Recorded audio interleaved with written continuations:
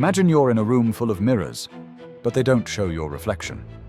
Instead, each one projects a version of you that someone else once needed you to be. The quiet child, the overachiever, the people pleaser, the protector, the performer. You move from mirror to mirror, trying to find the real you, only to realize every version feels just as real as the last. And none of them feel like home. Now imagine, you've lived your whole life in that room. What would happen if you finally smashed the mirrors? Would you find your true self? Or just an empty space where identity used to live? We like to think of our personality as who we are. But what if it's just who we had to become? What if the traits you're most proud of, your independence, your humor, your ambition, are not signs of authenticity, but armor? What if they were built not from freedom, but from fear? This video is about the quiet, painful possibility that your personality isn't your essence, it's your defense, a strategy, a performance, a survival instinct forged in childhood, sharpened in adolescence, and rewarded in adulthood. And yet, the more we identify with the mask, the more we forget the face underneath. Carl Jung saw this more clearly than most. He believed that much of who we present to the world, what he called the persona, is a carefully curated image. A social mask, one that helps us navigate expectations, avoid pain, and gain approval. But beneath that persona lies something more hidden and more honest. The shadow. The disowned parts of ourselves. The messy, rejected, vulnerable pieces we were taught to bury. Until you make the unconscious conscious, Jung said, it will direct your life, and you will call it fate. You might think your sense of humor is just who you are, but maybe it was your way of diffusing conflict in a tense home. Maybe your perfectionism started as a way to earn love. Maybe your calmness is really suppression. And your confidence? Maybe it's just a well-rehearsed illusion? Personality traits often look like identity, but sometimes they're just camouflage. Now place this idea in the world we live in today. A world that doesn't reward wholeness, it rewards consistency, predictability, branding. You're told to just be yourself, while simultaneously being fed images of who you should be, more likable, more productive, more aesthetic, more agreeable. We craft ourselves like products. Online, at work, even in relationships, we present highlight reels of our most acceptable traits while quietly suffocating the rest. You start to wonder, how much of this is truly me? How much of my personality is real? And how much is strategy? Is my charm really authenticity, or just a shield? Is my ambition born from desire, or from never feeling like I'm enough? The truth is, your personality may have been shaped less by who you are and more by what you feared. Modern psychology supports this. Dr. Gabor Mate speaks of the cost of adaptation, explaining how children will unconsciously sacrifice authenticity to maintain attachment. Because for a child, losing love feels like death. So we adapt. We become what's needed. If vulnerability gets punished, we learn to be invulnerable. If sadness is mocked, we become cheerful. If being good earns affection, we perform goodness like a role in a play. And over time, we forget we're acting. Neuroscience shows us that the brain reinforces these patterns. Repetition becomes identity. Neural pathways carve grooves into our sense of self. What begins as survival becomes habit. And habit becomes personality.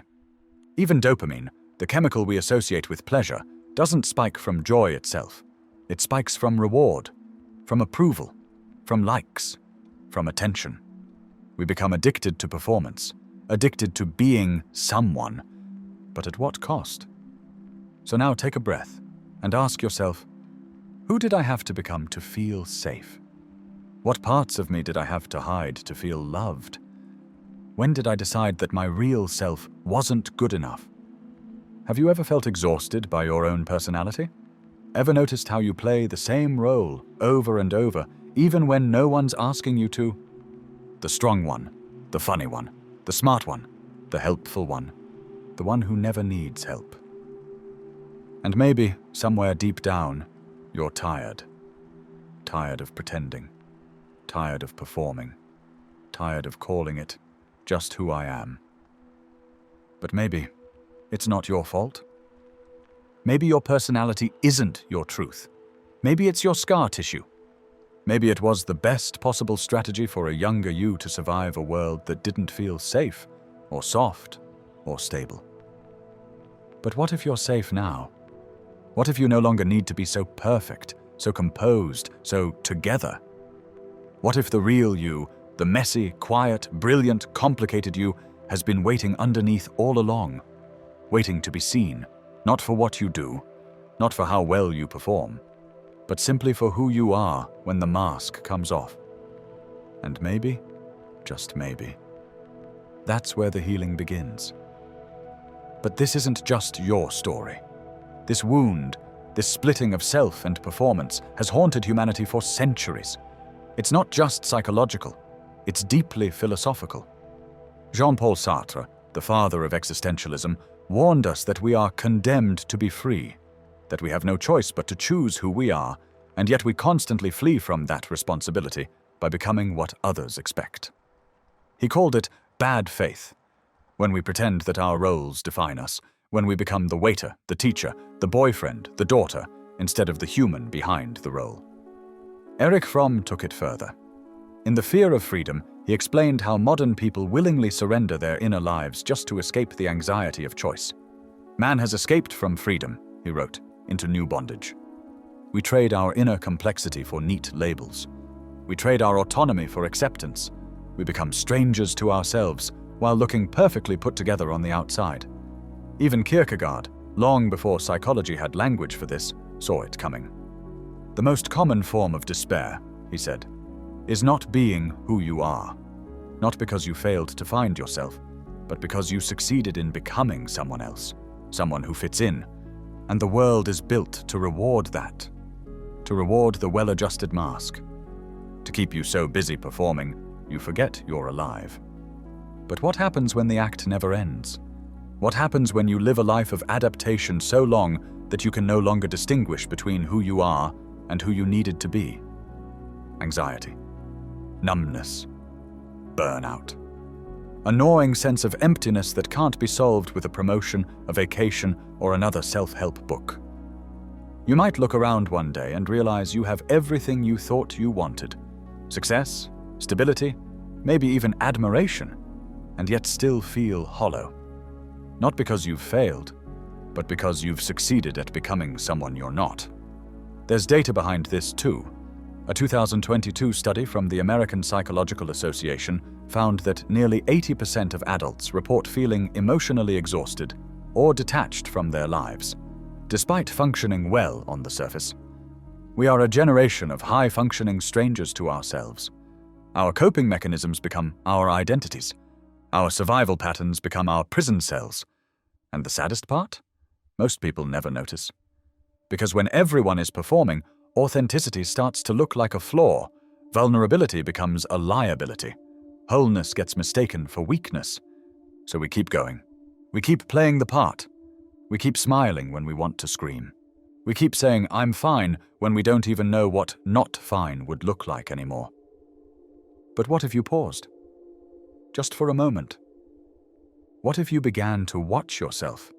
Not in judgment, but in quiet curiosity. Notice how quickly you say yes when you want to say no. Notice how you shrink your needs to avoid conflict, how you crack a joke when the room gets too honest, how you reach for your phone when silence gets too loud. Noticing is the first rebellion. Noticing is the crack in the armor, because you can't change a story you're still unconscious of.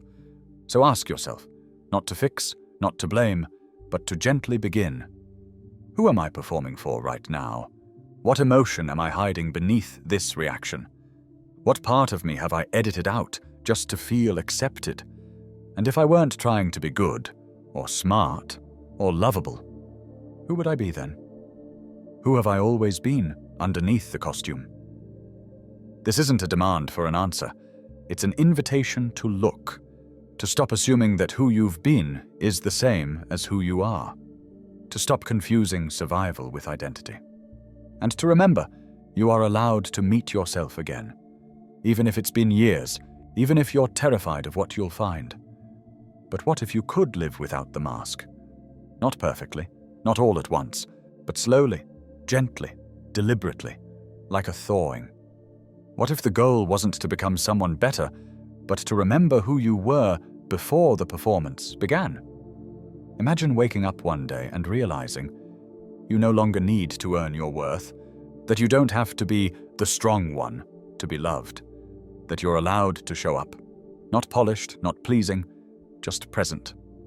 Imagine living from a center that doesn't shift with who's watching.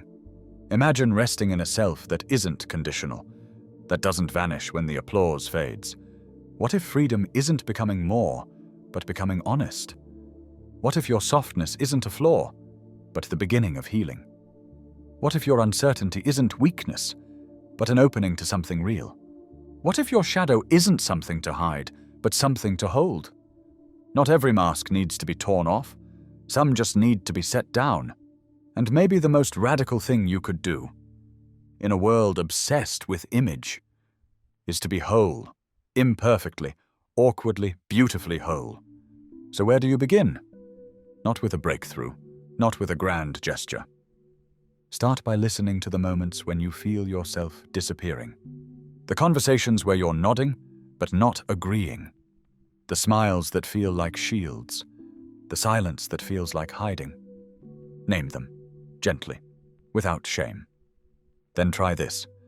Spend 5 minutes each morning not planning, not performing, just noticing. Turn off your notifications. Sit with the discomfort of stillness. Ask yourself not, what do I have to do today? But who do I want to be when no one's watching? Say no once a day when your body wants to. Let yourself disappoint someone if it means you don't abandon yourself. Notice the patterns. Bless the armor that once protected you, and then begin the slow work of letting it go. This is not reinvention.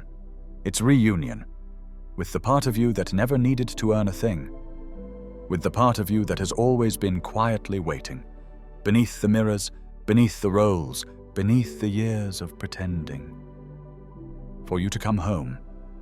And maybe that's what Jung meant. Maybe making the unconscious conscious isn't about analysis.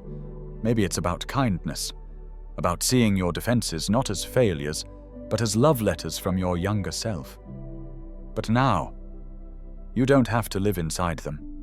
You can thank the mirror and walk past it, because maybe who you are isn't in the reflection. Maybe it's in the one who's been watching all along. Will you meet them? If this spoke to something quiet inside you, write in the comments, "I wore the mask so long, it forgot my face." That way, I'll know you felt it, not just in your mind, but in the place where old roles begin to loosen. Share your story, your unraveling, your first glimpse beneath the surface. This space is not for noise, it's for those ready to remember. And if something in you has started to stir, follow it. The next chapter is waiting.